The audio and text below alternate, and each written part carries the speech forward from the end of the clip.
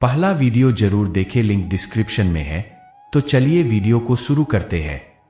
दूसरे दिन राजा दशरथ के दरबार में सभी देशों के राजा लोग उपस्थित थे।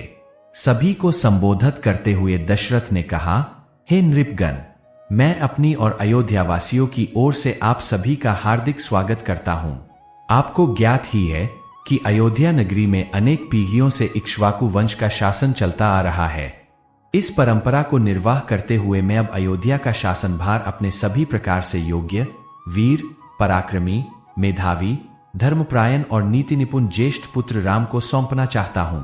अपने शासन काल में मैंने अपनी प्रजा को हर प्रकार से सुखी और संपन्न बनाने का प्रयास किया है। अब मैं वृद्ध हो गया हूं और इसी कारण से मैं प्रजा के कल्याण के लिए अधिक सक्रिय रूप से कार्य करने में स्वयं को असमर्थ पा रहा हूं। मुझे विश्वास है कि राम अपने कौशल और बुद्धिमत्ता से प्रजा को मुझसे भी अधिक सुखी रख सकेगा।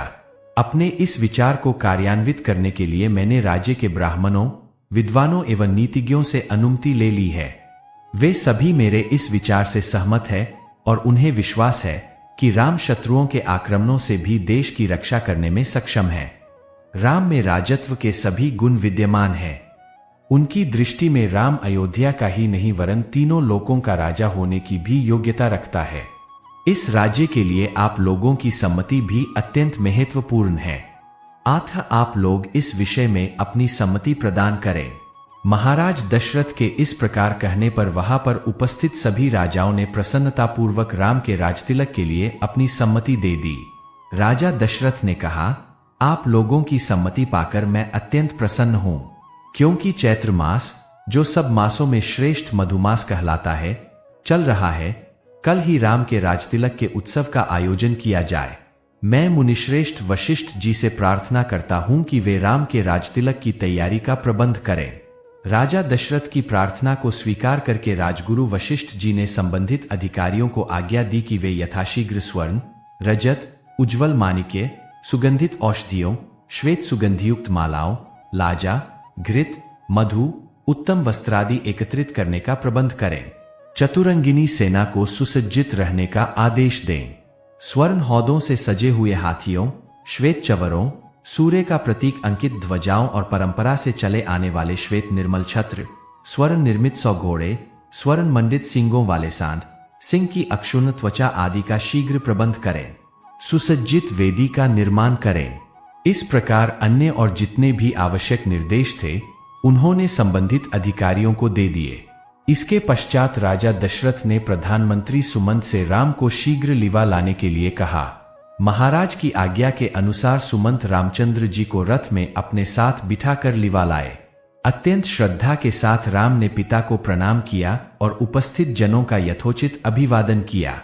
राजा दशरथ ने राम को अपने निकट बिठाया और मुस्कुराते हुए कहा, हे राम, तुम्हारे गुणों से समस्त प्रजाजन प्रसन्न है।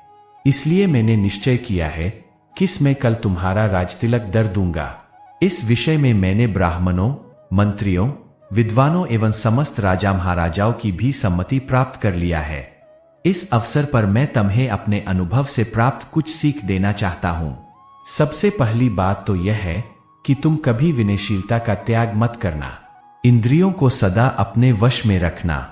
अपने मंत्रियों के हृदय में उठने वाले विचारों को प्रत्यक्ष रूप से जानने और समझने का प्रयास करना। प्रजा को सदैव संतुष्ट और सुखी रखने का प्रयास करना।